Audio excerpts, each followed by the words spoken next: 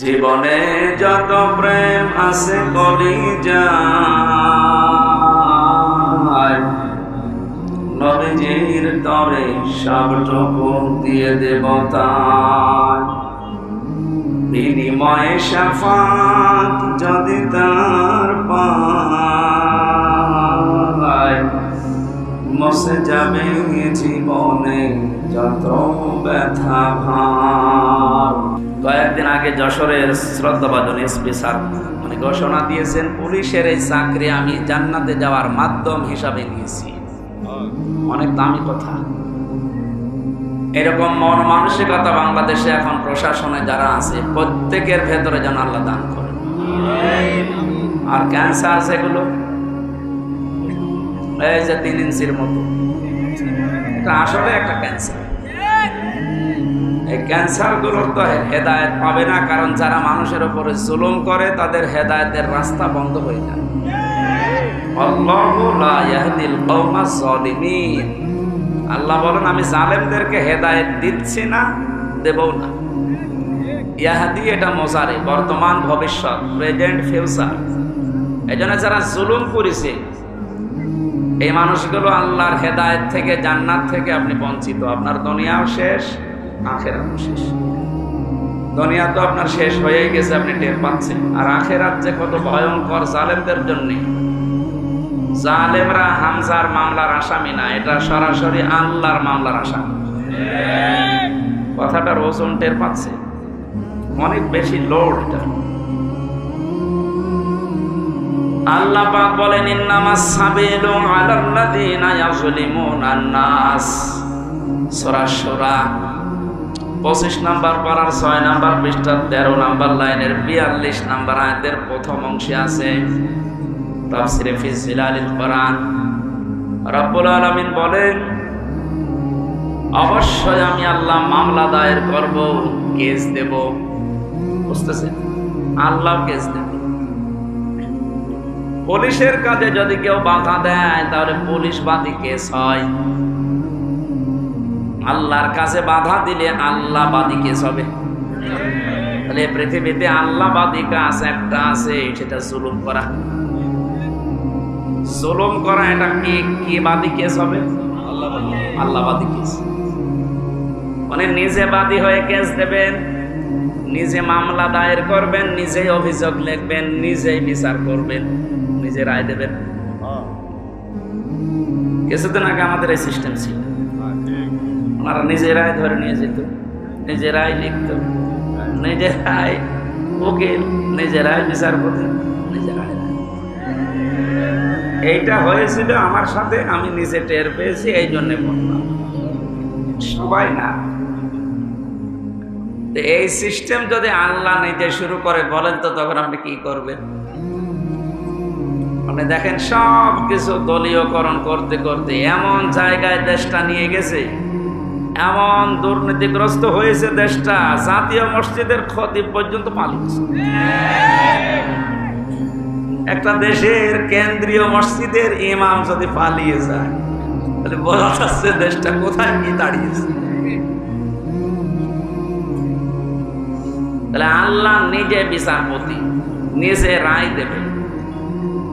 বিচারপতি যদি খারাপ হয়, যদি চরিত্রহীন হয়, যদি বিবেকহীন হয়, তার রায় যে কত মানুষের জীবন নষ্ট করে দেয় এর বাস্তব প্রমাণে কালামানিক। আল্লাহ এমন ধরা ধরেছে বিসি পর্যন্ত নেই। আমার মনে হয় পৃথিবীর ইতিহাস তৈরি করে দিয়ে গেল এই লোকটা।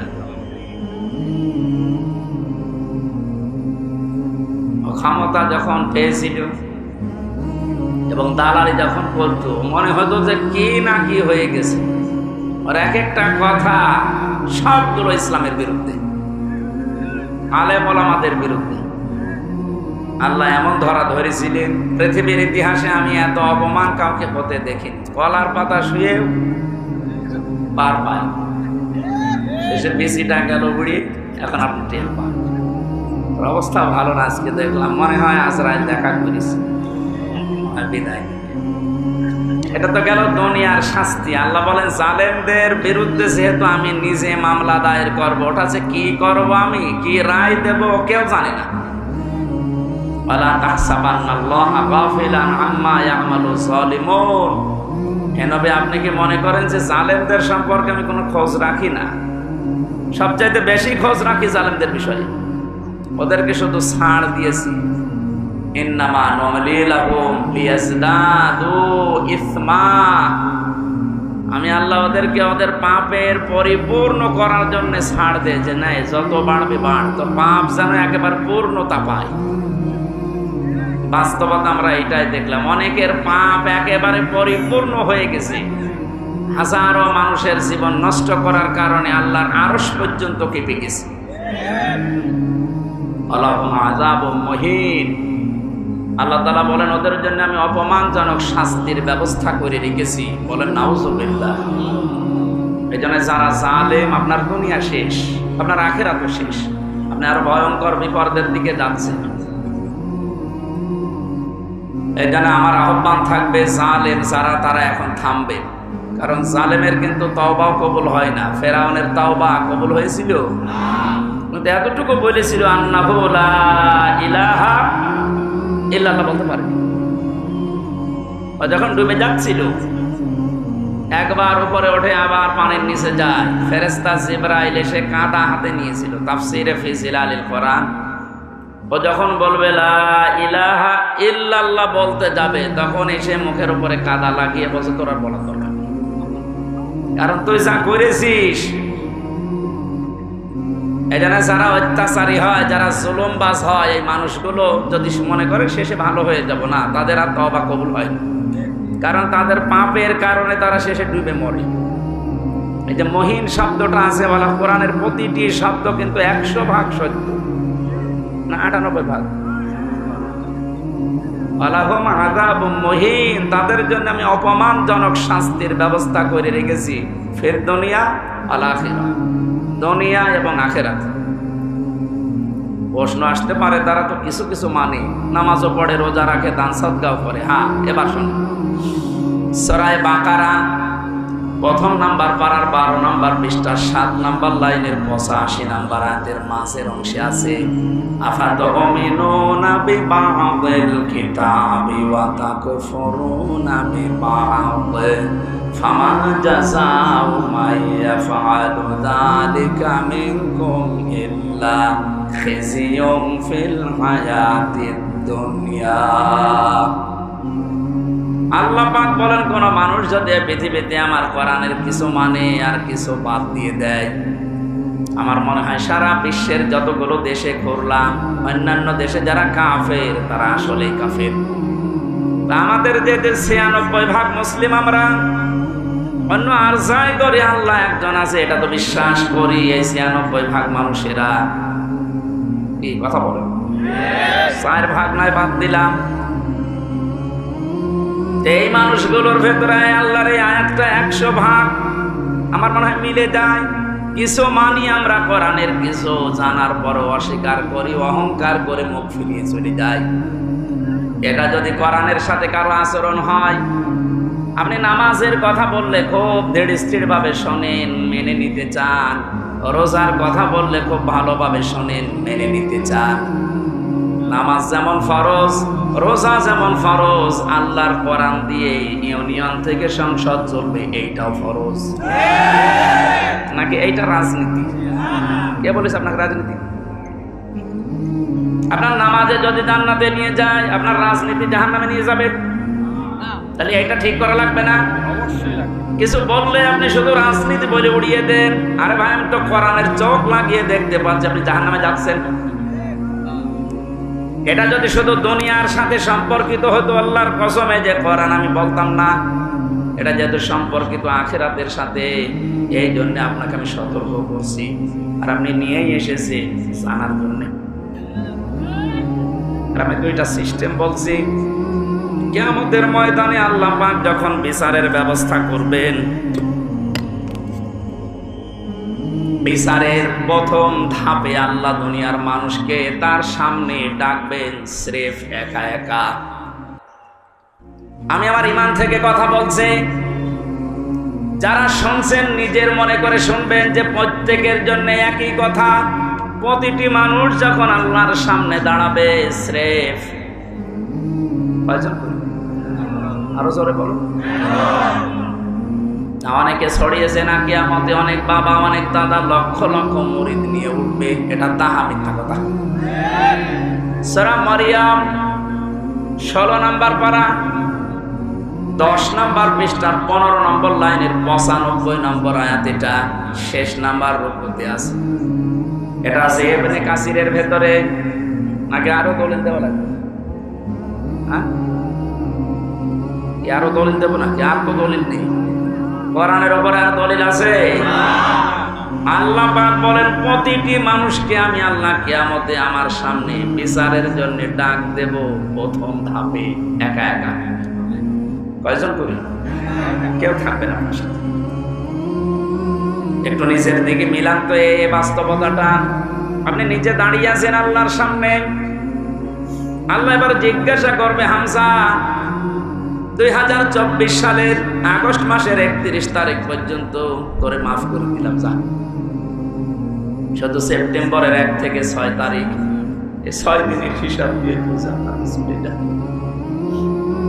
ফরিদপুরবাসী, আমার যতটুকু বাস্তবতা আমি যা দেখতে পাচ্ছি, আমার যা ঈমান আমল আছে, আমার তো এই 6 দিনের হিসাব এখন জোগাড় করা সম্ভব না। আপনারা পারবেন না?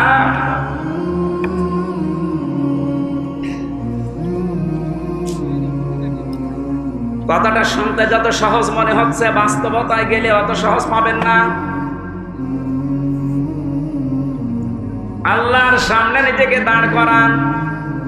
যার জন্য আপনি অবৈধ পথে ইনকাম করছেন, অবৈধ পথে বেছে নিয়েছেন, কি হবে এদের দ্বারা?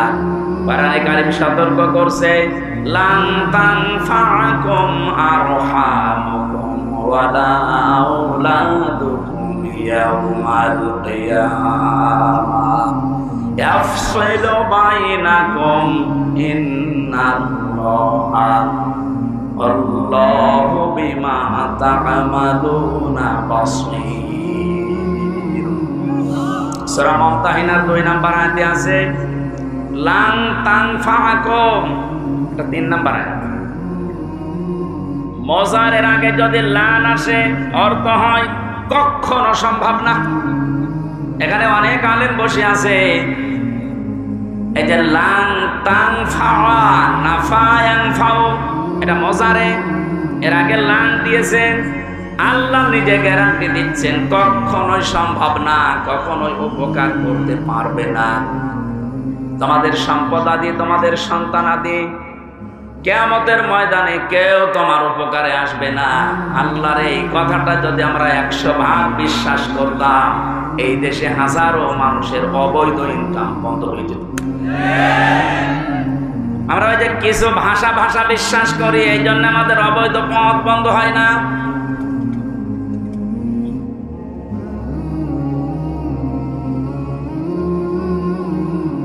অন্য যে যা করে করুক গা, অন্তত আমি তো ঠিক থাকতে পারি।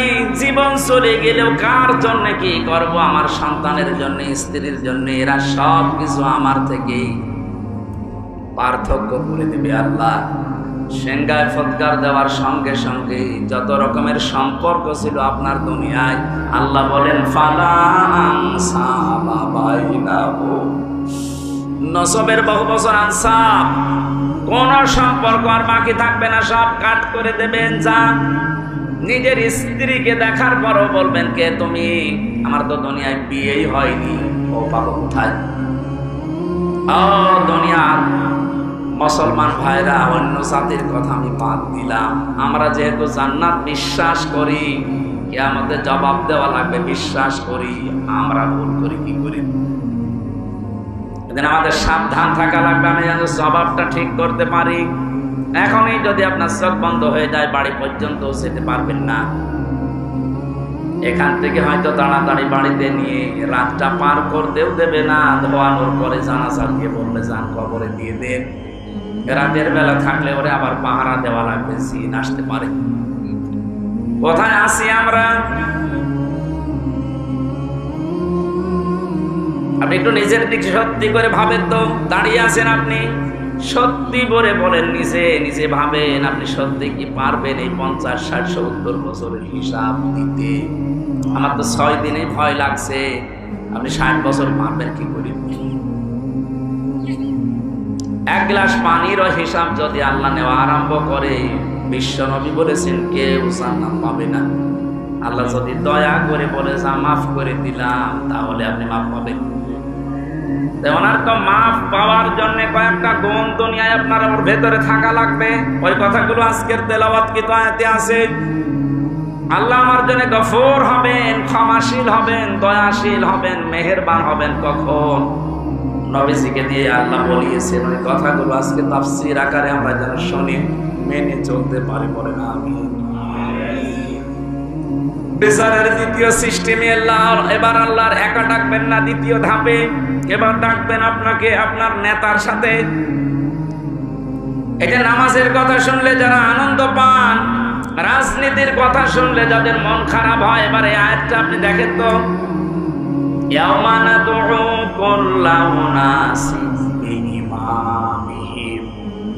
সূরা বনী ইসরাঈলের 72 নম্বর আয়াতের প্রথম অংশে আছে, আল্লাহ পাক বলেন কিয়ামতে প্রতিটি মানুষকে বিচারের দ্বিতীয় ধাপে এবার আর একা ডাক দেব না, প্রত্যেকটি মানুষকে ডাকবো তার নেতার সাথে। কার সাথে? এই জবাব দেন। আগে নেতা, ইমাম, এরপরে কর্মী। আপনি ভাবেন তো, যার আদর্শ মেনে আপনি রাজনীতি করেন, যাকে আপনি ভোট দেন, যার পেছনে স্লোগান দেন, যার কাছ থেকে টাকা পয়সা খান, এই লোকটা কিয়ামতে আপনার সামনে থাকবে, আপনি পেছনে। ওর যে চেহারা, ওর যে সুরাত সিরাত, আপনি নিজেও জানেন যে চরিত্র কি। আপনার চাইতে আল্লাহ ভালো জানে না? বলেন বলেন। তাহলে এই লোকটা যদি সামনে থাকে আপনার, আপনি পেছনে, পরে দেখেই তো আল্লাহর রাগ হয়ে যাবে, আপনার পর্যন্ত যাবে। এইরকম লোকের পেছনে থেকে যদি আল্লাহ আপনাকে দেখে, কি হবে বলেন? আমার মনে হয় আপনি ধরা খাবেন। অবশ্য ঠিক, তার মানে তো ধরা খেয়ে বসে আছে।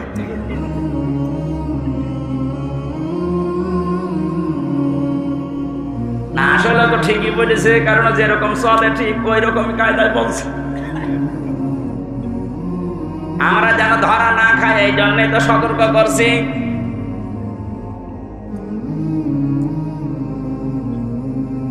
কোরআনে কারীম জানে এই দুনিয়াতে কারোর জন্য একা না, সবার জন্য। কোরআনের আলেম আমরা যারা, আল্লাহর কসম আমরা সবার জন্য। আপনাকে আমি বাঁচাতে চাচ্ছি। শুধু নামাজ দিয়ে, রোজা দিয়ে যদি জান্নাতে যাওয়া যেত, আব্দুল্লাহ বিন উবাই আপনার আগে জান্নাতে যেত। এই লোকটার পুরা জীবন আমি পড়ে দেখেছি, কোন অপরাধ আমি ওর জীবনে সেরকম মেজর পাইনি। তবে একটা বিষয়ও মানত না, ওর নামাজ ছিল নবীজির পেছনে, মসজিদে নববীতে, কাবা শরীফে।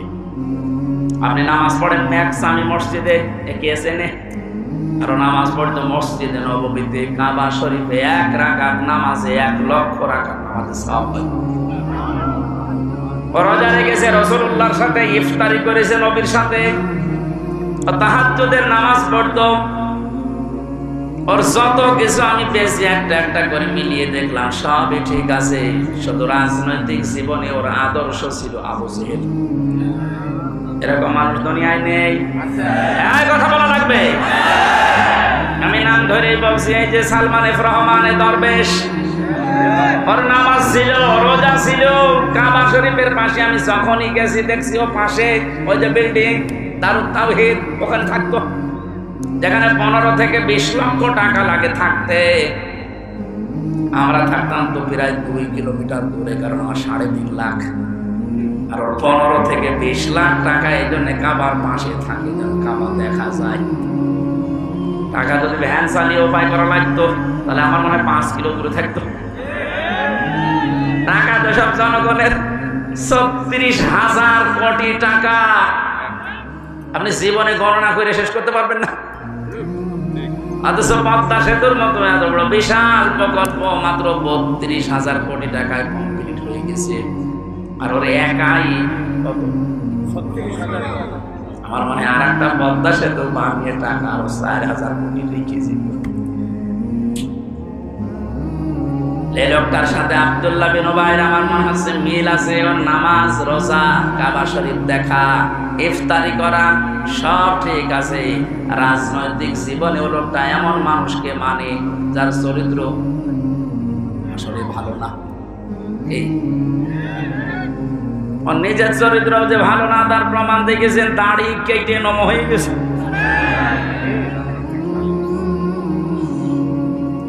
প্রশাসনের লোক যখন ধরতে গেছে ওরা কিন্তু চিনতে পারে নাই।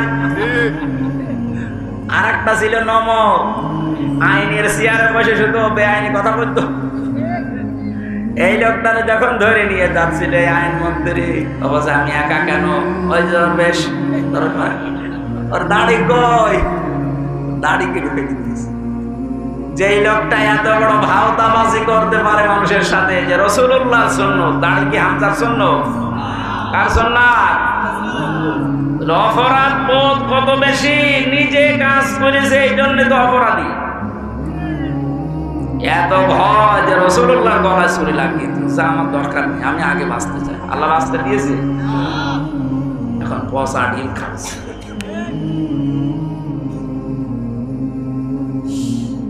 ফরিদপুরবাসী যেহেতু আপনি বুঝেই ফেলেছেন কিয়ামতের ময়দানে দ্বিতীয় ধাপে আপনাকে আল্লাহ আপনার নেতার সাথে ডাকবে, সুতরাং এমন মানুষের পেছনে থাকা লাগবে যাকে দেখলে আল্লাহ রসুলের কথা মনে হয় এবং যার কর্ম এবং বাস্তবতা রাসূলুল্লাহর সাথে মিলে যায়। এরকম মানুষের দেশে নেই। আমরা এই প্যান্ডেলের ভেতরে এসে কত কথা বলার পরে বলে ঠিক আছে, এখান থেকে যাওয়ার পরে সব উঠিয়ে ফেলি। এই জন্য আমাদের কপালের কোনো পরিবর্তন নেই। এবার ভুল করা যাবে না, এই কথা বলে না। এবারও যদি ভুল করেন আবার পেছিয়ে যাবেন। আশা করছি আপনার বিবেক কাজে লাগবে। এখানে কোরআনে কারিমের নামাজের কথা বললে আপনি ভালোভাবে মেনে নিয়েছেন, রোজার কথা বললে মেনে নিয়েছেন, অন্যায় যেখানে প্রতিবাদ সেখানে, এটার আরবি নাম জিহাদ। জিহাদের কথা বললে আপনি জঙ্গি মনে করেন, জিহাদের কথা বললে রাজনীতি মনে করেন। তাহলে আয়াতটার সাথে তো আপনার বাস্তবতা মিলছে যে কিছু মানেন আর কিছু মানেন না। এই আচরণ যদি কোরআনের সাথে কেউ করে, আল্লাহ বলেন কি হবে জানো? ফামা জাযাউ মা ইয়াফআলু যালিকা মিনকুম ইল্লা খিজিয়ুন ফিল হায়াতিদ দুনিয়া। এই লোকটার জীবন আমি লাঞ্ছনা, গঞ্জনা, অপমান, অপদস্থ এগুলো দিয়ে ভরে দেব দুনিয়ার জীবনটা, আর মরণের পরে নিয়ে যাব আসাদ্দিল আযাব, যন্ত্রণাদায়ক এবং কঠিন ভয়ঙ্কর আযাবের দিকে নিয়ে যাব। এটা কোন কাফেরের বিপক্ষে আল্লাহ বলেছেন, আমি পাইনি। আর কোরআনে কাফেরের বিরুদ্ধে কথা আছে, এটা অন্য কথা। মুনাফিকের বিরুদ্ধে কথা আছে, অন্য কথা।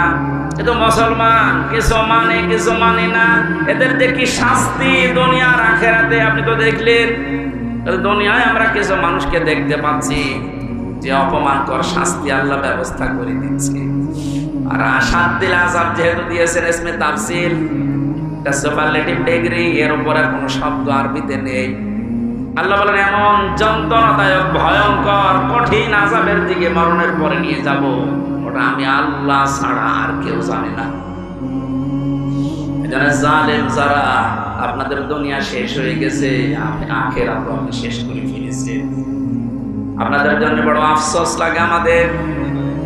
আমরা যদি কোনো জুলুম করি, আমরা নিজেরা আজকে থেকে থেমে যাব।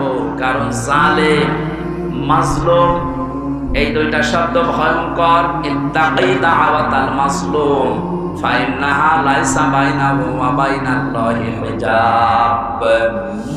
নবীজি বারবার জানিয়েছেন উম্মতেরা, যাই করো মাজলুমের বরদুয়া থেকে নিজেকে বাঁচিয়ে রাখবা।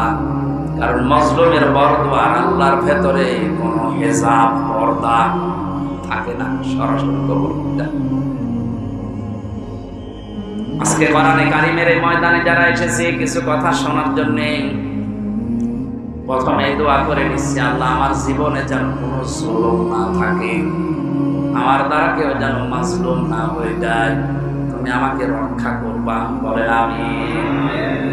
যিনি আমাদেরকে এই মাহফিলে নিয়ে এসেছেন, আমরা তার শুকরিয়া আদায় করছি আলহামদুলিল্লাহ। দরুদ আর সালাম পড়ছি আমাদের নবী মুহাম্মদ রাসূলুল্লাহ সাল্লাল্লাহু আলাইহি ওয়াসাল্লাম। আমাদের আজকের আলোচনার বিষয় হচ্ছে আল্লাহ নিজে আদেশ দিচ্ছেন, হে রাসূল, 6টা গুণ যারা অর্জন করবে দুনিয়ায়, আপনি তাদের জন্য আমার কাছে ইস্তেগফার করেন, ক্ষমা চান। ক্ষমা করার মালিক একচ্ছত্র কে বলেন? আল্লাহ। দুনিয়ার কোন পীরের আছে? নবীজির আছে? না। ক্ষমা করতে পারে শুধুমাত্র আল্লাহ নিজে। ফাসাব্বিহ বিহামদি রাব্বিকা ওয়াস্তাগফির। আপনি ইস্তেগফার করেন আল্লাহর কাছে, তার তাসবিহ তাহলিল আদায়ের মাধ্যমে আপনি ইস্তেগফার করেন। ইন্নাহু কানা তাওয়াবা, কারণ তিনি তাওবা কবুলকারী, ইস্তেগফার কবুলকারী। আমার ভালোভাবে শিক্ষা নেওয়ার বিষয় এখানে এটা, যে তাওবা কবুল করবেন একজন, তিনি আল্লাহ, তিনি নিজে শিখিয়ে দিচ্ছেন, নবীজি এই 6টা গুণ যাদের ভেতরে আছে আপনি তাদের জন্য আমার কাছে ক্ষমা চান। তাহলে এটা ক্ষমা করার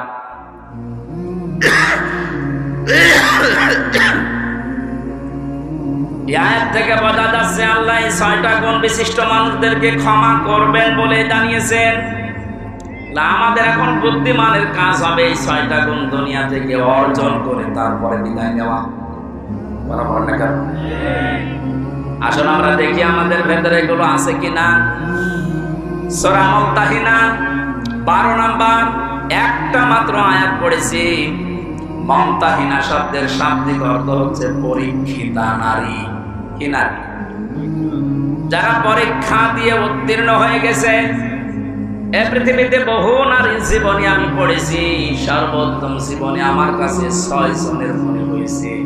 এই মানুষগুলো পরীক্ষা দিয়ে উত্তীর্ণ হয়ে তারা জান্নাত অলরেডি আল্লাহ পেয়ে গেছে। তার ভেতরে 1 নম্বরে হযরতে আসিয়া। হযরতে আসিয়া আলাইহিস সালাম এত বেশি পরীক্ষা দিয়েছিলেন তার ঈমানের উপরে টিকে থাকতে গিয়ে।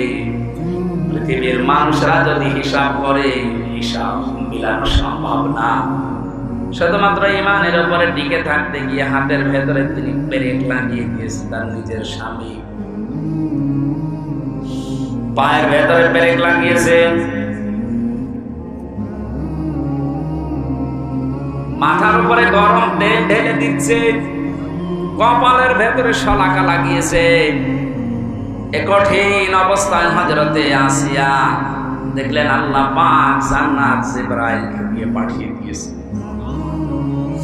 তিনি জান্নাত দেখলেন, ডাক দিয়ে বললেন, ইদিন ক্বালাত রাব্বি বিনি ইনদাকা বাইতান ফিল জান্নাতি ওয়া নাজ্জিনি মিন ফিরআউনা ওয়া আমালিহি ওয়া নাজ্জিনি মিনাল কওমিস যালিমিন।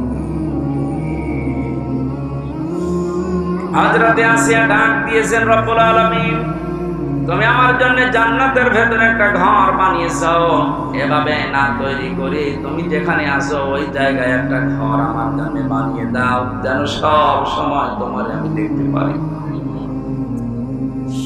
হযরতে আসিয়া 2 নম্বর কথা বলেছিলেন, ওয়ানাজ্জিনি মিন ফিরআউনা ওয়া আমালিহি ওয়ানাজ্জিনি মিনাল কওমিস যালিমিন। এই মেয়েরা আসে, একটু খেয়াল করবেন এবার।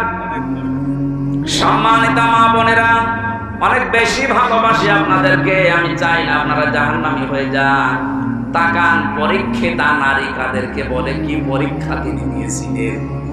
এত বড় কঠিন মুসিবত, বিপদ, এত বড় বিশাল শাস্তির ভেতরে হযরতে আসিয়া তিনি তার স্বামীর জন্য বরদোয়া দেননি। তিনি বলেছিলেন, মাবুদ, তুমি যা দেখতে পাচ্ছ আমার স্বামী লোক দিয়ে এরকম অত্যাচার করাচ্ছে এবং নিজে অত্যাচারে স্বামীর, তুমি আমাকে এই অত্যাচার থেকে বাঁচাও, কিন্তু আমার স্বামীর উপরে তুমি রাগ করো না। ও বাংলার মা বোনেরা, এদেশে পুরুষ নির্যাতন নারী নির্যাতন করলেই মামলা হয়ে যায়, পুরুষ নির্যাতন মামলা নেই। আমি জেলখানায় 3টা বছর থেকে অনেক কিছু দেখেছি। এখানে 100 ভাগের প্রায় 60 ভাগ লোক শুধু এই দাম্পত্য কলহ জেল খাটতেছে। মেয়েদের এই ছোট মনের কারণে পেরে ওঠে না। সে প্রত্যেকে কি হুজুর বলেন আর কি খেজুর বলেন। এদের এই মানুষগুলো যদি একটু মন উদার করতো, আমার মনে হয় পরিবারে আমাদের শান্তি আরো ফিরে আসতো। বাস্তব দেখেছি যে জল্লাদটা এখন আছে, আগে তো শাহজাহান ছিল, মারা যাওয়ার বের হয়ে মারা গেছে, এখন নতুন একজন দায়িত্ব পেয়েছে, ইলিয়াস, চট্টগ্রাম বাড়ি। ডক্টরকে একদিন বললাম, ভাই কি অবস্থা বলেন তো? আমার বছর আমার এখন 35 বছর বয়সে আমি জেলখানায় এসেছি। এর 17 বছর ছিলাম আমি সৌদি আরবে, আর আমার এখন ফাঁসির আসামি আমি। আমার যদি এখন যাবজ্জীবন হয়ে জেল খাটা লাগে, কমপক্ষে 22 বছর জেলে থাকা লাগবে। 35 থেকে 17, এরপরে 22, হিসাব করে দেখেন 74 বছর হবে। কত? 74 বছর বয়সে লোকটা জেলখানা থেকে বের হবে। খুব বড় অপরাধ করে গেছে না? পুরা জীবনে আমি শুনেছি যে কি কি করতেন। সৌদি থেকে 17 বছর পরে বের হলাম, দেশে আসার পর বিয়ে করলাম। বিয়ে করার পরে আমার বউর সাথে আমার মায়ের মিল নেই। সব জিনিস আমি চাহিদা মতো পূরণ করেছি, কিন্তু মাকে আর ছোট বোনকে কিছু দিলে ওর মন খারাপ হয়ে যায়। দিন রাত নেই, সব সময় শুধু মনোমালিন্য, ঝগড়া। শেষ পর্যন্ত আর পারলাম না যে আমার সম্পদ আমার মাকে দেই, আমার বোনকে দেই। ওর সমস্যা কি? সংশোধন করার জন্য একটা থাপ্পড় দিয়েছিলাম, সাদা বেছে একটু জোরে।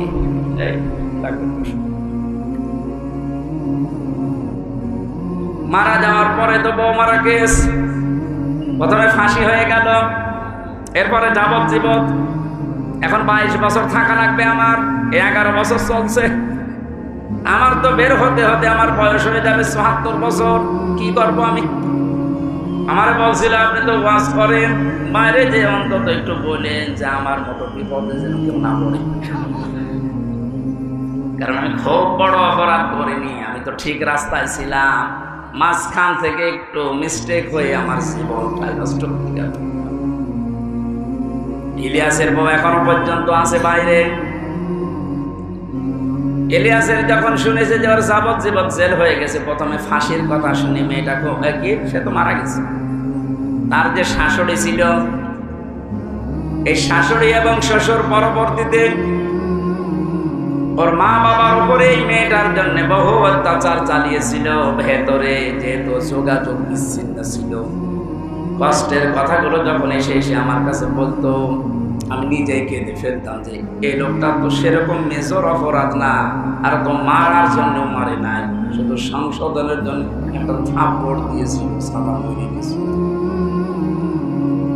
স্ত্রীর যদি মনটা উদার হতো, মন যদি বড় হতো, নবীজির হাদিস যদি এই মেয়েটা মানত, বিশ্ব নবী জানিয়েছেন পৃথিবীর মেয়েরা তোমরা যদি মনে করো যে আমার স্বামীর হায়াত বেড়ে যাক, আরো বেশি দিন বেঁচে থাক, আমার স্বামীর সম্পদ সম্মান আরো বেড়ে যাক, তাহলে স্বামীকে মাঝে মাঝে বলবা তার রক্তের সম্পর্ক যেগুলো, এগুলো যেন অটুট রাখে, ঠিক রাখে।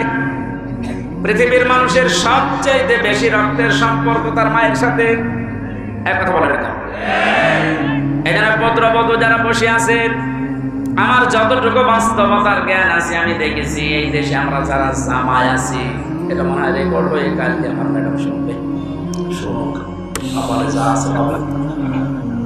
আমরা জামাইরা যেভাবে আমাদের শাশুড়িকে শ্বশুরকে যেইভাবে দেখি, যেই নজরে দেখি, আর যেভাবে আচরণ করি, বহুগুলো যদি তার আমার মা বাবার সাথে, আমাদের মা বাবার সাথে ওইটা করতো, এই দেশে কোনো ছেলে আলাদা হওয়া লাগতো না। একটু বেশি বলে ফেললাম না? এক মানে 100 ভাগ ঠিক। আপনি অনেকে মনে করেন আমি নামাজ পড়ি, রোজা রাখি, আমি কালো বোরকা পরে বাজারে যাই, আমি জান্নাত পাবো না। মানে কিসের জান্নাত? আপনি তো মানুষের অধিকার নষ্ট করেছেন। আপনি একটু উদার হতে পারেন না? কি করবেন আপনি সম্পদ বেশি নিয়ে? এই মেয়েটাকে খারাপ করার পেছনে ওই মেয়েটার মা আর ওর বড় বোন ওখান থেকে শুধু বুদ্ধি দেয়, তাড়াতাড়ি আলাদা হয়ে যা, আরামে খেতে পারবি।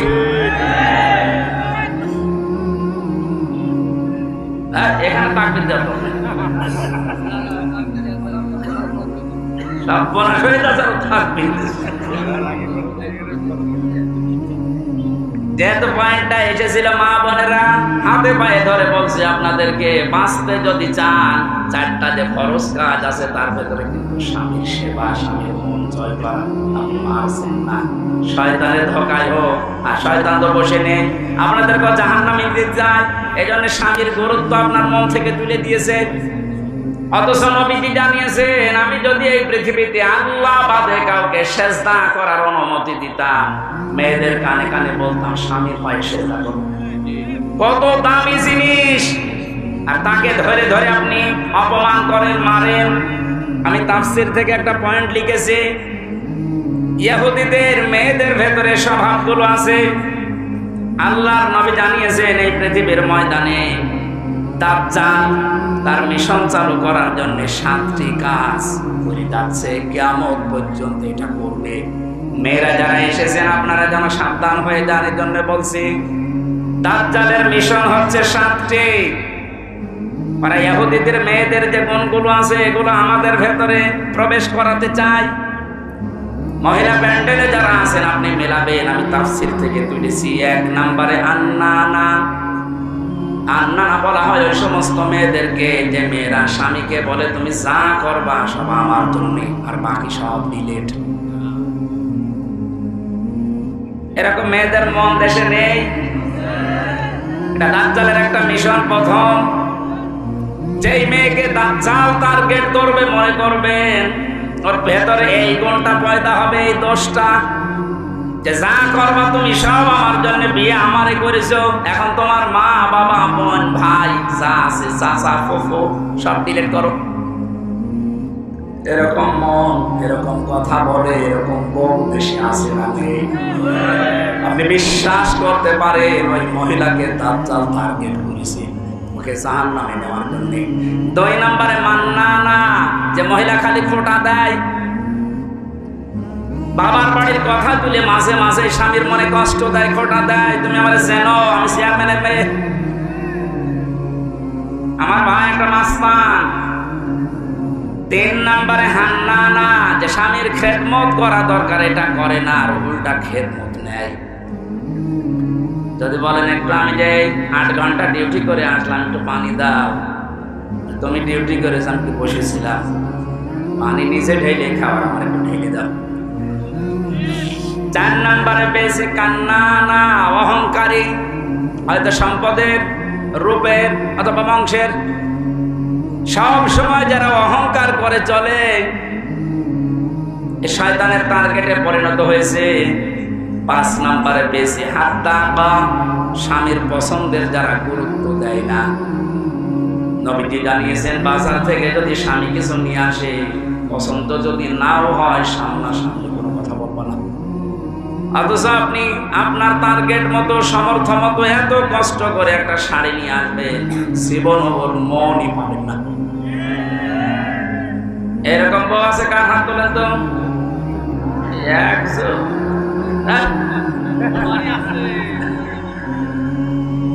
6 নম্বরে বেশি সাত্তাকা, যারা হারামের প্রতি উৎসাহ দেয় স্বামীকে, খালি মাঝে মাঝে অন্যের তুলনা তুলে ধরে, যে কি করো, পাশের বাড়ি দেখো না, ওর বেতন তো তোমার চাইতে কম। এই যে হারামের প্রতি আপনি উৎসাহ দিচ্ছেন, লোক নবীর স্ত্রীর সাথে আপনাকে জাহান্নামে থাকা লাগবে। কথা বুঝতেছেন? নিজের চরিত্র ভালো তাতে কি হয়েছে? আপনি যদি হারাম কাজের প্রতি উৎসাহ দেন, কাউকে সাহায্য করে, কিয়ামতে আপনি লোক নবীর স্ত্রীর সাথে জাহান্নামে থাকা লাগবে। এটা তো আমি বানালাম নাকি? সূরা আরাফ 8 নাম্বার পারার 20 নাম্বার পৃষ্ঠা 3 নাম্বার লাইনের 83 নাম্বার আয়াত তাফসীর থেকে বলছে আল্লাহ রাব্বুল আলামিন দুইজন ফেরেশতাকে পাঠালেন। দুইজন ফেরেশতা এসে লূত নবীর কাছে এসে বলে, আল্লাহর নবী আপনার উম্মতদেরকে নিয়ে আপনি এখান থেকে চলে যান, আমরা মাগরিবের সময় আল্লাহর গজব এখানে নাযিল করব। কিন্তু সাবধান, ফাআনজাইনাহু ওয়া আহলাহু ইল্লা ইমরাতাহু কানাত মিনাল গাবিরিন। আপনার স্ত্রীকে আপনি নিতে পারবেন না, যারা আছে বাকি সবাইকে নিয়ে যান। আপনাকে যারা স্বীকার করেছে আপনার উম্মত নিয়ে যান, স্ত্রীকে নেবেন না। প্রশ্ন আসতে পারে, লূত নবীর স্ত্রীর চরিত্র খারাপ ছিল? না না, পৃথিবীর কোন নবীর স্ত্রীর চরিত্র খারাপ ছিল না, কারণ হারাম রক্তের ভেতরে আল্লাহ নবীদের রক্ত ঢোকান নাই। এজন্য নবীদের স্ত্রীর চরিত্র ভালো ছিল। কিন্তু এই মহিলা চরিত্রহীনাও ছিল না, চরিত্র খারাপও ছিল না। তো তলে তলে চরিত্রহীন মানুষদেরকে সাপোর্ট করত। ওই জামানায় একটা গণা ছিল, পুরুষে পুরুষে জেনা, মহিলা মহিলায় জেনা করতো, ওইটাও সাপোর্ট করতো, নিজে করতো না, শুধু সাপোর্ট করতো। একটু চিন্তা করেন তো, এত বড় একটা জলিলুল কদর নবী লূত আলাইহিস সালাম, তিনি ইব্রাহিম নবীর ভাগ্নে, এত বড় নবীর ভাগিনা, নিজে নবী, তার স্ত্রী নবীর স্ত্রী হওয়ার পরেও নিজের চরিত্র খারাপ না, চরিত্রহীনাও ছিল না। শুধু হারাম কাজ যারা করে তাদেরকে সহযোগিতা করতো, সাপোর্ট করতো, ভালোবাসতো, ঠিক আছে। এইটা করার কারণে আল্লাহ তাকে বললেন, ছেড়ে দাও, ওকে আমি জাহান্নামে, ওকে গজব নাযিল করে ধ্বংস করে জাহান্নামে দেব। রাজবাড়ী ফরিদপুরবাসী অনেকেই মনে করছে আমার নিজের চরিত্র তো ভালো, আমি কোনো অন্যায় কাজে যাই না, কিন্তু এমন মানুষকে সাপোর্ট করে যার চরিত্র ভালো না। দেশের কথা বলছে না, এক কথা বলছে না। মা বোন যারা এসেছেন, হযরতে ফাতেমাতুজ জোহরাকে আল্লাহ যে দুইটা কারণে জান্নাতের নেত্রী বানিয়েছেন মেয়েদের, তার এক নম্বরে কোনদিন তিনি স্বামীকে হারাম কাজে উদ্বুদ্ধ করেননি। না খেয়ে থেকেছেন 3 দিন পর পর, আপনি সহ্য করতে পারবেন? 3টা দিন মানে 72 ঘন্টা না খেয়েছিলেন নবীর মেয়ে, তারপরও স্বামীকে দিয়ে কোনো হারাম কাজ করতে উদ্বুদ্ধ করেননি। আর আপনার কোনো অভাব নেই, এরপরও স্বামীকে দিয়ে বাম হাতের ইনকাম করান। আজকে একটা এসপির স্ত্রী তার স্বামীর বিরুদ্ধে নিজে মামলা দিচ্ছে।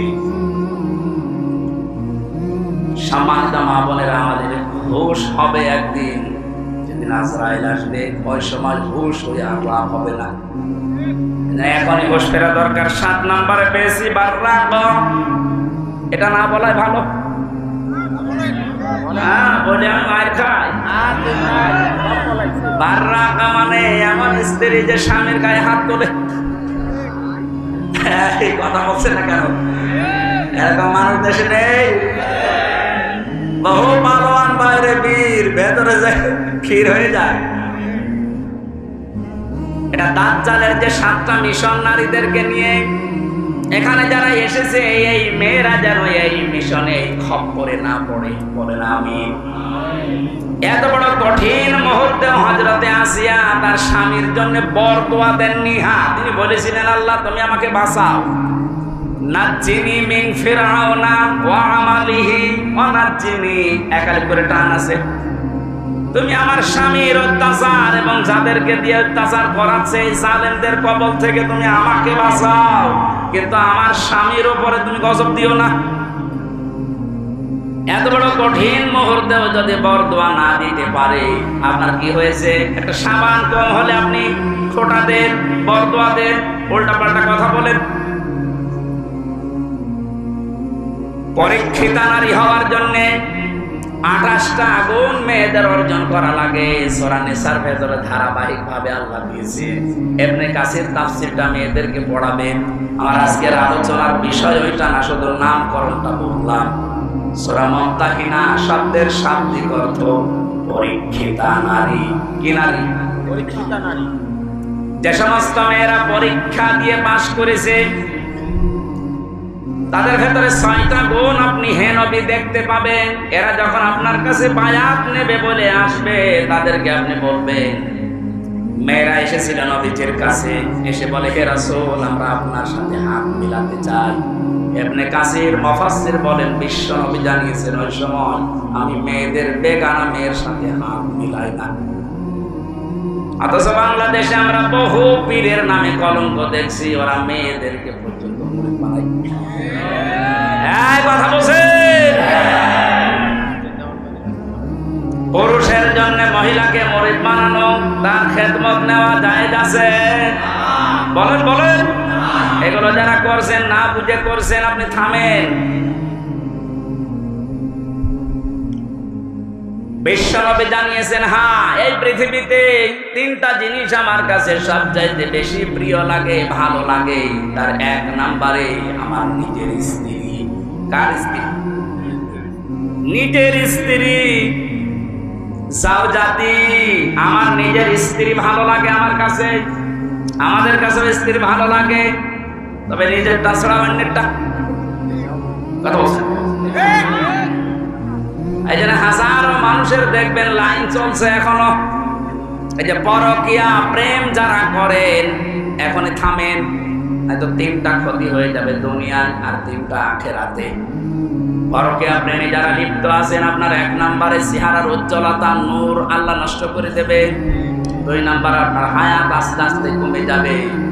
3 নম্বরে যখন মারা যাবেন, ঈমান পাবেন না। একটা সংসার নষ্ট করার জন্য বেঈমান হয়ে মরবেন। এ লাইনে আছে নাকি এলাকায় কেউ? যদি থাকেন আপনি থেমে যাবেন আশা করছি। বিশ্বনবী বলেন, 2 নম্বরে আমার কাছে নামাজ ভালো লাগে, 3 নম্বরে আমার কাছে সুগন্ধি ভালো লাগে।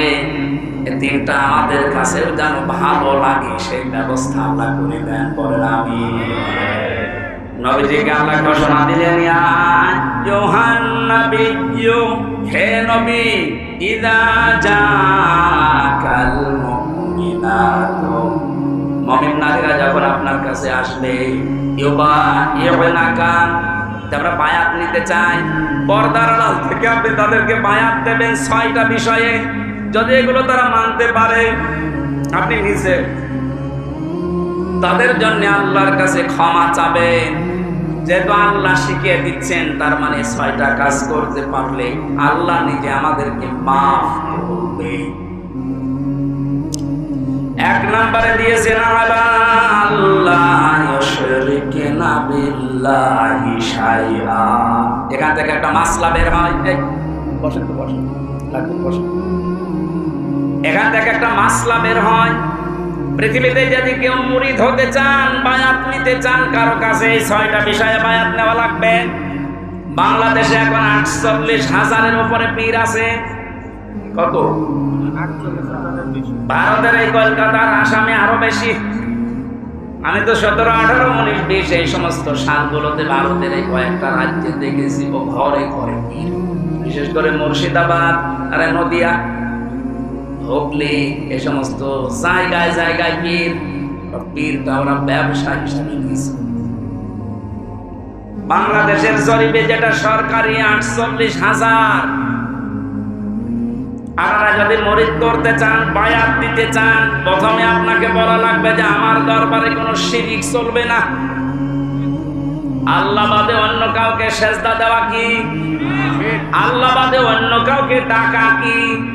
তাহলে যেই দরবারে সেজদা দেওয়া হয়, সে মানুষকে হোক, কবরে হোক, মাজারে হোক, এবং আল্লাহ বাদে অন্য কাউকে ডাকা হয়, এটা কি? আরো জোরে। এগুলো যে দরবারে হচ্ছে, এখানে মুসলমান যেতে পারে? যাচ্ছে না? আশা করছি আপনি থামবেন। আপনি বায়াত যদি নিতে চান, এমন দরবারে যাবেন যেখানে গেলে প্রথমে বলে শিরিক করা যাবে না। শিরিক কি? না। কোরআন শরীফের ভেতরে আমি 4 প্রকার শিরিক পেয়েছি প্রধানত। শিরিক বিল জাত, শিরিক বিল সিফাত, শিরিক বিল ইখতিয়ারাত, শিরিক বিল হুকুক। এ প্রত্যেকটা আবার 4 প্রকার করে আছে। 4 জানা 16 প্রকার, এটা আবার প্রতিটা 4 প্রকার করে আপনি 48 প্রকার পাবেন। এরপরে 72 প্রকার, এরপরে 120 প্রকার দেওয়া আছে। তাফসীরে হাক্কানি খোলে শিরিক 120 প্রকার পয়েন্ট আকারে দিয়েছে। এতগুলো শিরিক যদি এখন পয়েন্ট আকারে একটা একটা করে বলতে যায়, সব লিখেছি, সময় যাবে আর গরমে আমারও সহ্য হচ্ছে না, এই জন্য খুব তাড়াতাড়ি করছি। এগুলো একটু পড়ে নেবেন যে শিরিক আল্লাহ যেটা পারে ওটা অন্য কেউ পারে, এটা বিশ্বাস। এক কথা বলেন, আইন তৈরি করতে পারে শুধুমাত্র আল্লাহ, এটা অন্য কেউ পারে। বিশ্বাস করে যদি কেউ কাজ করে সেও মুশরিক। এখানে 53 বছর তো চললো, আমরা দেখলাম বাবা চালিয়েছিল, স্বামী চালিয়েছিল, চাচাও চালিয়েছে 9 বছর, বউ চালিয়েছে অনেকদিন, ভাবিও চালিয়েছে, সবাই চালিয়েছে মানুষের তৈরি করা নিয়ম নীতি আইন কানুন দিয়ে। এটার সাথে দ্বিমত আছে? বলেন বলেন। 53 বছরের কাঙ্ক্ষিত মানের শান্তি আপনি দেখলেন কেমন? এখন তো শুধুমাত্র দেখতে বাকি আছে এই কোরআন দিয়ে দেশ চললে কেমন দেখা যায়।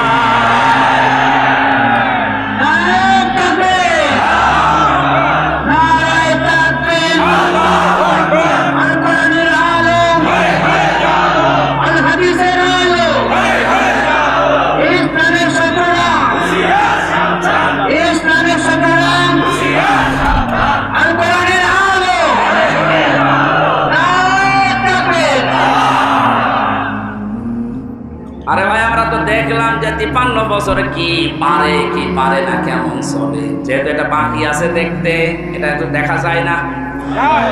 দেখে তো আল্লাহর কোরআনের 500 আইন দিয়ে ইউনিয়ন থেকে শুরু করে সংসদ ভবন পর্যন্ত যদি চলে কেমন দেখা যায়। আল্লাহ জানিয়েছে ওটা আমি মিনি জান্নাত বানিয়ে দেবো। এটা যেহেতু চর্মচকে আমরা দেখে মরতে পারি, বলেন আমি। খুব আশা আমার, খুব আকাঙ্ক্ষা লাগে আল্লাহ কোরআন দিয়ে দেশ চললে কেমন দেখা যায় পৃথিবীতে। আমরা দেখিনি, সৌদি আরবে দেখেছি, কিন্তু 100 ভাগ না 70 ভাগ। তাই যে শান্তি পাওয়া যায় মাঝে মাঝে ওখানে, ওটা যদি 100 ভাগ হতো, 30 ভাগ বাকি আছে এখনো। আমাদের দেশটা যদি 100 ভাগ আল্লাহর আইন দিয়ে আমরা চালাতে পারি, আপনি দেখবেন পৃথিবী কেমন শান্তি, স্বস্তি, নিরাপত্তা ফিরে আসে। আজ মেয়েদেরকে অনেকে জুজুর ভয় দেখাচ্ছে, ইসলাম যদি চায় তোমাদেরকে ঘরবন্দি করে ফেলবে। এতদিন তো জালেমরা এটা বোঝাতো, এখন অনেক মুনাফিকরা এটা বোঝানো আরম্ভ করেছে। সম্মানিত মা বোনেরা, আমরা গ্যারান্টি দিতে পারি কোরআন যদি সত্যিই দেয়, পৃথিবীতে নারীর যে মুক্তি বিশ্বনবী দেখিয়েছেন ওটা আপনি দেখতে পাবেন। এখন দেখতে পাননি, মনে করছেন মনে হয় ইসলাম ওই রকমই, আগে প্রতিষ্ঠিত হতে দেন। সুতরাং এই জুজুর ভয় যারা দেখাচ্ছে, আপনারা জালেম একদিকে, আরেকদিকে আপনারা মুনাফিক।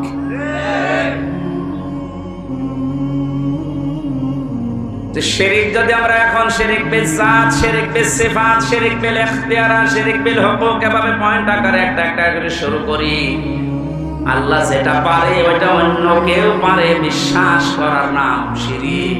আল্লাহ পারে আইন দিতে, অন্য কেউ পারে না। এই কাজে যারা ইনভলভ আছে, এই কাজের সাথে যারা জড়িত আছেন, এই কাজে যারা সাহায্য সহযোগিতা করছেন, সাপোর্ট করেন, আপনি যে দল করতে পারেন আপনি মুশরিক। আপনার বায়াত হয়নি, কিসের বায়াত নিচ্ছেন আপনি? 2 নম্বরে আল্লাহ বলেন ওয়ালা ইয়াসরিকনা, হে নবী ওদেরকে বলেন যেন তারা জীবনে চুরি না করে। কি না করে? চুরি নেই দেশে? বেগম পাড়া এমনি তৈরি হয়, বাবার টাকা দিয়ে বেগম পাড়া বানাচ্ছেন, সব চুরি করা টাকা।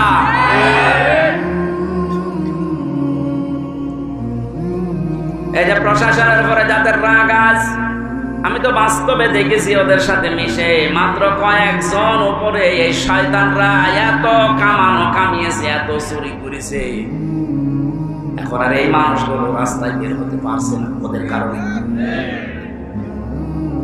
আজকেও কয়েকটা লাইভ দেখেছি, এসআই এবং এএসআই কনস্টেবল সাধারণ যারা ডাক দিয়ে বলছে আমাদের নিজেদের অপরাধের জন্য যদি শাস্তি দিতে চান আমাদের দেন, আমরা তো হুকুমের দাস ছিলাম।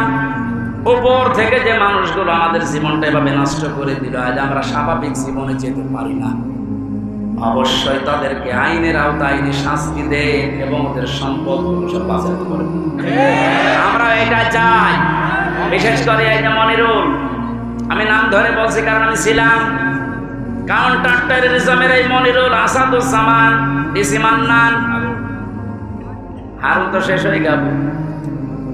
যেই কয়টা আছে এদের সম্পদগুলো আজ নেন, কারণ এগুলো একটা এদের বাবার সম্পদ না, সবগুলো জনগণের সম্পদ। আপনি বেতন কয় টাকা পান আমি জানি না, আর দোলা ভাইও তো আছে, ওর সংসার চলে, আমার বাবার কাছ থেকে আরো টাকা নেই। যশোর থানায় আছে, সেও তো এসআই, কই তার তো বেতন চা, তার দুইটা ছেলে মেয়ে নিয়ে সংসার চলতে চায় না, আমার বাবার কাছ থেকে টাকা নিয়ে চলা লাগে। তোমার বেতন নাই, তার চাইতে ডবল হইল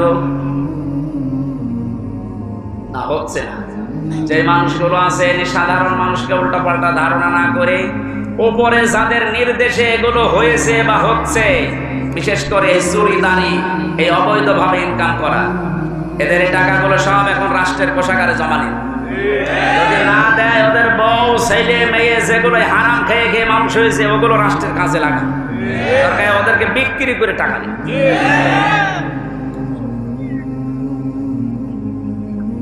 চুরির এইটা যদি আমরা শপথ নিতে পারতাম যে চুরি করব না, চুরি বন্ধ করব, এই দেশটা কিন্তু দাঁড়িয়েছে। তো এক দরবেশে যদি এত টাকা চুরি করে থাকে, বাকি যারা দরবেশের ভান ধরিস তাদের অবস্থা কি? ওরা ইয়াজনিনা, জেনা করা যাবে না। এই জেনা শুধু হাতের জেনা, মুখের জেনা, চোখের জেনা, অন্তরের জেনা, লজ্জা স্থানের জেনা। এই জেনাগুলো আজ বন্ধ করার জন্য যে যেখানে আসি ওই জায়গা থেকে দায়িত্ব নেওয়া লাগবে, বিশেষ করে মেয়েদের আগে, কারণ জেনা এসব তো শুরুই আল্লাহ করেছেন মেয়েদের দিয়ে। আসানিয়াতু ওয়াসানি ফাজলিদু কুল্লা ওয়াহিদিন মিনহুমা মিয়াতা জালদা। আল্লাহ পাক বলেন জেনাকারিনী এবং জেনাকারী, আগে কার নাম? মেয়েদের নাম। এজন্য মা বোনেরা আপনারা নিজেদেরকে কন্ট্রোল করেন। এই মোবাইলটা, এই ফেসবুক এবং কম্পিউটার, এই সমস্ত জিনিস দিয়ে আজ মানুষ জেনার লাইনে এগিয়ে যাচ্ছে। আগে হ্যালো হ্যালো, এরপরে শেষ পর্যন্ত লজ্জা স্থান দিয়ে শেষ হয়। যে এলাকায়, যে দেশে, যে অঞ্চলে জেনা বেড়ে যায়, প্রকাশ্য হোক গোপনে হোক, ওখানে আল্লাহর 8টা গজব নাযিল হয়। কয়টা? এমন মহামারী রোগ আল্লাহ ছড়িয়ে দেয় যার চিকিৎসা পৃথিবীতে নেই। এজন্য আমরা সাবধান হব। আমাদের এই দেশটা জেনা যেগুলো চলছে, এগুলো কি করে বন্ধ করা যায় নিজ উদ্যোগে, পারিবারিক ভাবে, সামাজিক ভাবে। আদাজ্জুস লা ইয়াদখুলুল জান্নাহ, নবীজি জানিয়েছেন দাজ্জুস জান্নাতে যাবে না। দাজ্জুস বলা হয় পুরুষকে যে তার মেয়েকে, যে তার বউকে, তার মনকে, তার মাকে কন্ট্রোল করতে পারে না। ওগুলো আরো মানুষ দিয়ে দেখায়, শান্তি পায়। এই পৃথিবীতে একটা মাত্র প্রাণী আছে যে তার লজ্জা স্থান উল্টা করে মানুষকে দেখে আনন্দ পায়, তার নাম কুকুর। নাম কি? লজ্জা স্থান ঢেকে রাখার জন্য কিন্তু অনেক বড় লেজ আল্লাহ তাকে দিয়েছে, কিন্তু লেজ উল্টো করে দেখায়। কথা বলছেন না? আপনার শরীর ঢাকার জন্য এত বড় কাপড়ের ব্যবস্থা, 12 হাত, এরপরও আপনার পেট দেখা যায়, এরপরও আপনার পিঠ দেখা যায়। কুকুর যেমন নিজের লজ্জাস্থান দেখে আনন্দ পায়, আপনিও এক প্রকার কুকুর। এর চাইতে নিকৃষ্ট ভাষা আর বলতে পারলাম না।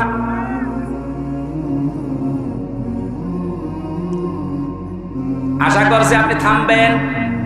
একটা মহিলা যদি বেপরদা জেনা এই সমস্ত করার কারণে জাহান্নামী হয়ে যায়, কমপক্ষে 4 জন পুরুষ কিয়ামতের সঙ্গে নিয়ে যাবে। প্রথমে তার বাবাকে, এরপরে বড় ভাইকে, এরপরে স্বামীকে, এরপরে বড় ছেলেকে। আপনি বলেন তো, এক একজন মহিলা যেভাবে চলছে আজ, এভাবে যদি চলতে চলতে ওরা জাহান্নামে যায়, আমাদেরকে যারা 4 জনের নাম বললাম, হয়তো আমি কারো বাবা, নাই স্বামী, নাই বড় ভাই, নাই বড় ছেলে, জান্নাত পাওয়া সম্ভব হবে? এজন্য কন্ট্রোল হবে। জেনার পরিবেশগুলো বন্ধ করা দরকার আস্তে আস্তে। আল্লাহ পাক বলেন ওয়ালা ইয়াকতুলনা ওয়ালাদাহুন্না, খাবারের ভয়ে সন্তানকে হত্যা করো না। এখানে কয়েকটা মাসলা বের হয়, আপনাদের মনে কষ্ট হয়ে যাচ্ছে নাকি? আমার তো কষ্ট হচ্ছে। আমার একটা ফ্যানের ব্যবস্থা যদি করতেন আগে থেকে ঝামেলাটা হতো না। এখন ওইভাবে হয়, মানুষ একবারে একদিন দাঁড়ি দাঁড়িয়ে বাতাস দিবে, ওর জীবন না, ওরা বাতাস দিয়ে হবে। ফ্যান দিলে প্রথমে থেকে ভালো।